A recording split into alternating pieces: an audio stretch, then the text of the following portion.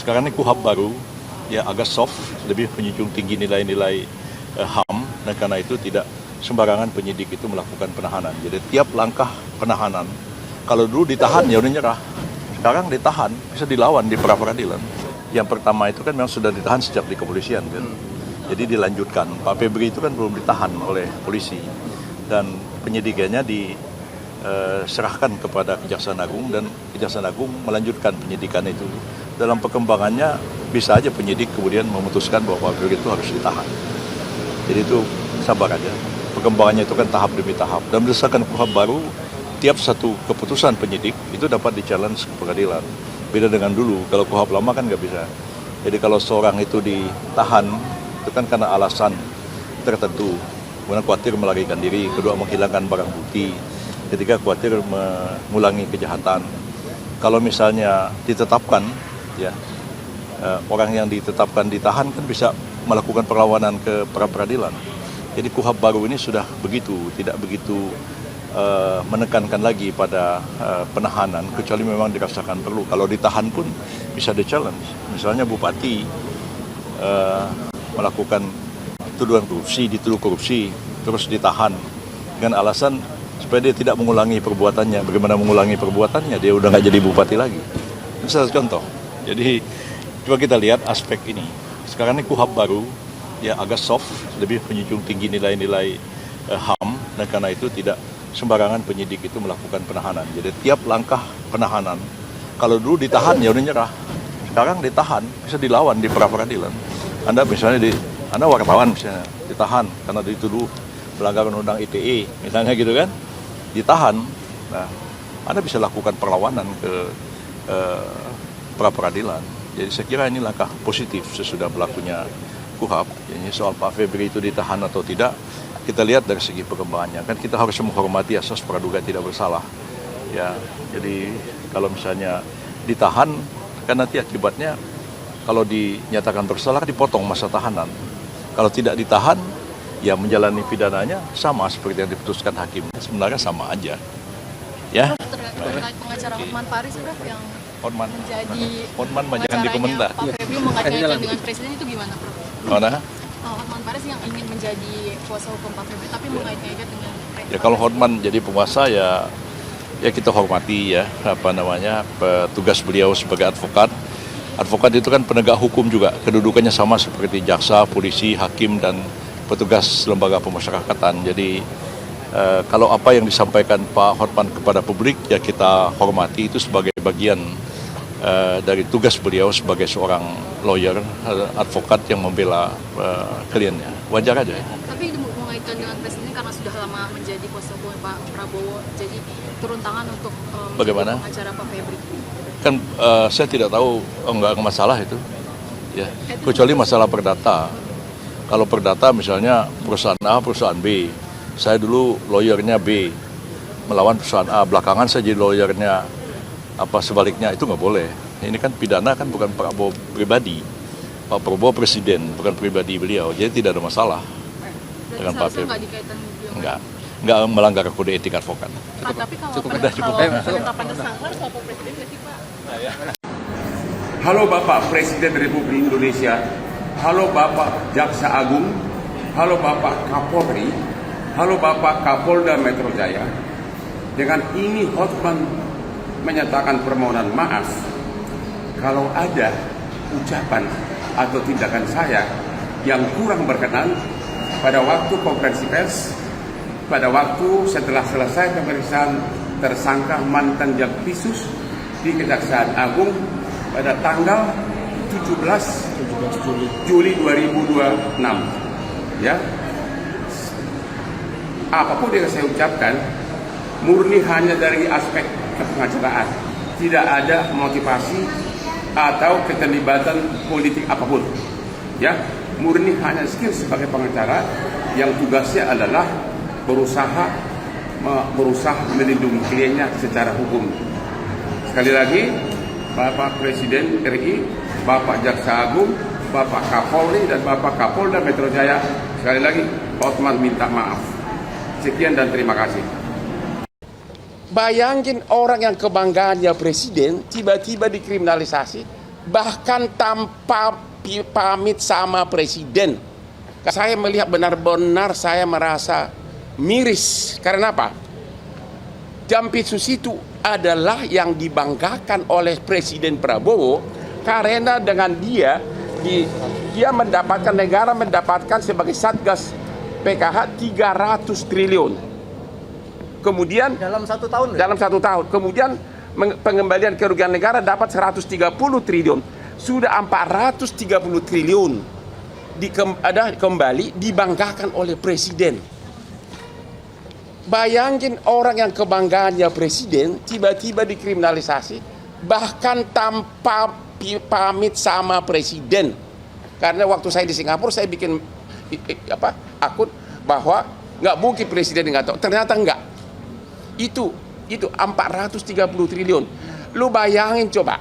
Disitulah saya merasa marwah dari klien saya yang sampai sekarang hubungan baik. Saya merasa tertantang. Walaupun saya namanya jadi sedikit karena 90% follower saya biasanya semua kasus viral yang melanggar hak asasi gue yang pegang gratis. Semua, termasuk Anda tahulah, semua yang di Indonesia ini. Mereka kalau ke Komnas nggak laku kasusnya. Kalau saya yang viral bom. Sudah 10 tahun saya begitu.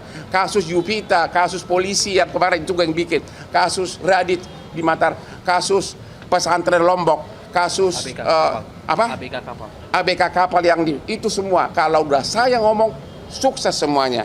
Saya tidak minta imbalan apapun, walaupun semua konglomerat klien saya. Itulah saya terpanggil ya, karena saya merasa ada yang baik. Dan yang kedua, beliau ini sekarang Jampitsus, lu tahu nggak transfer pricing itu? Dalam sejarah kejaksaan di Indonesia sejak zaman Majapahit, termasuk presiden-presiden yang sebelumnya, belum pernah ada kejaksaan, ya, ini aja sudah 430 triliun yang terkumpul uang berupa uang cash masuk ke kas negara. Apalagi dengan transfer pricing, lu tahu nggak ribuan triliun ruginya. Yang sedang diproses sekarang. Belum lagi yang nggak ketahuan karena zaman itu sudah berlangsung dari zaman presiden zaman dulu. Ya, berarti banyak oligarki yang di sini terganggu. Ya, belum lagi kasus petrol, ya, si R yang lagi di Malaysia, belum lagi kasus MBG segala macam. Jadi benar-benar dengan melakukan itu terhadap Jampitsus ini, mantan Jampitsus ini, benar-benar saya melihat kurang penghormatan terhadap Presiden Prabowo. Itulah alasannya saya terpanggil. Saya tidak mengharapkan uang dari Jampitsus ini karena saya tahu tidak mungkin dia bayar saya mahal. Saya bayarannya super mahal di Indonesia.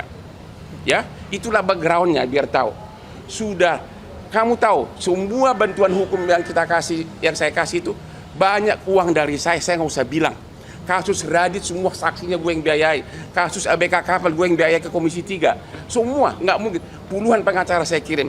Jadi bagi follower saya yang merasa kok Hotman sekarang jadi begitu, yang semula 95% sebagai pengagum saya, silahkan gue ambil resiko itu. Tapi di mana logikanya? Seorang bawahannya presiden, ya, justru mentersangkakan, mempermalukan bawahan yang lain yang adalah kebanggaan presiden yang telah mengembalikan uang kepada negara 430 triliun cash Dengan cara seperti ini. dengan cara tanpa diperiksa saksi, langsung bung. Anda jawab sendiri, ada apa? Memang tujuannya sudah terkabul, akhirnya dia mundur, sudah menang.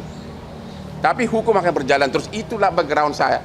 Saya tidak rela marwah Bapak Presiden yang adalah klien saya 25 tahun sama adiknya Hasim. Saya tidak rela karena saya seorang pengacara, saya bebas ngomong. Jangan tanya saya cari muka. Saya tidak butuh uang lagi, saya udah kaya raya.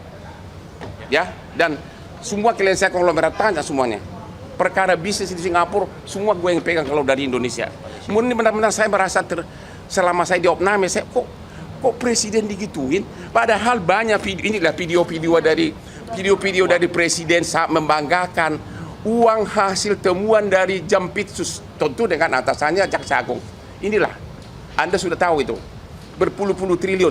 Kok bisa orang yang tangan kanannya ini begitu saja dipermalukan, melanggar KUHAP? Kalau ada yang mengatakan itu tidak melanggar KUHAP, ayo kita sama-sama robek segala sarjana hukum kita.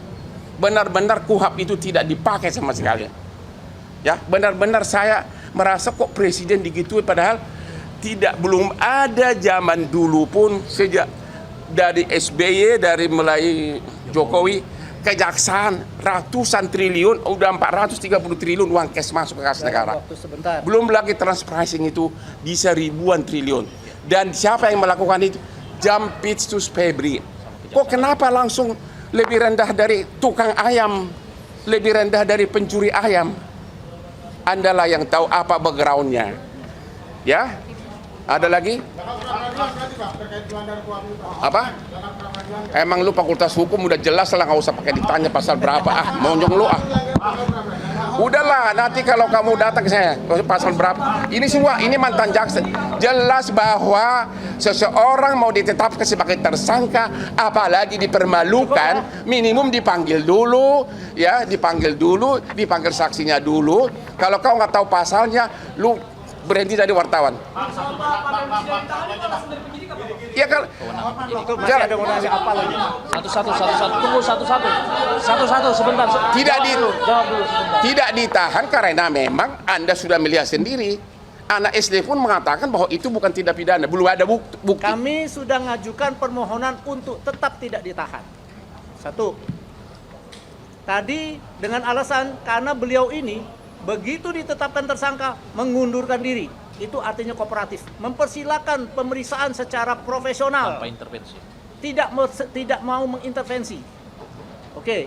Selanjutnya kedua, karena sudah tidak jampitsus, dia tidak bisa mengatur apapun yang ada di dalam sini lagi. Sudah ada PLT-nya. Ketiga, barang buktinya pun sudah dikuasai oleh penyidik. Apalagi itu alasan-alasan yang selama ini dikeluarkan oleh penyidik untuk melakukan penahanan. Yang terakhir, karena ada upaya hukum cekal, tidak perlu ditakutkan lagi dia keluar negeri. Menurut kami itulah alasan yang bisa mungkin diterima oleh misalnya. Yang paling penting kalian bertanya. Kalau Anda punya nyali bertanya, tanya kepada Kapolri. Hei, kenapa nggak nanya Pak Prabowo dulu sebelum melakukan ini terhadap tangan kanan dari yang dibanggakan oleh Presiden Prabowo? Tanya. Saya baru tahu tidak ada izin. Coba bayangkan coba. Coba bahan ini fotonya di. Hah? Ada hidden agenda dong berarti ya? Tanya kakekmu, masa tanya gua? Nggak tanya kakekmu lah. Ya udah deh, udah gua nggak tahu. Ya lu udah deh, saya nggak tahu agenda ini. Gua jangan tanya itu. Udah deh, shut up. Nggak, saya nggak tahu. Udah deh, kok pada bisa gua menafsirkan maunya orang? Udah saya jawabannya, lu harusnya tahu. Kita tidak bisa menafsirkan. Loh. Cuma kita berpikir itu. Seorang kebanggaan dari ini, lihat nggak foto ini, kebanggaan dari presiden. Dan sudah mengembalikan ke negara 430 triliun. Belum lagi transfer pricing yang begitu besar yang tidak pernah disentuh sebelumnya. Begitu saja dipermalukan. Ada apa? Tanya, makanya malam ini kalian langsung ke Mabes Polri tanya kalau kau bukan pengecut. Subscribe, share, like, and comment. Subscribe, share, like, and comment. Subscribe, share, like, and comment. Subscribe, share, like, and comment. Subscribe, share, like, and comment.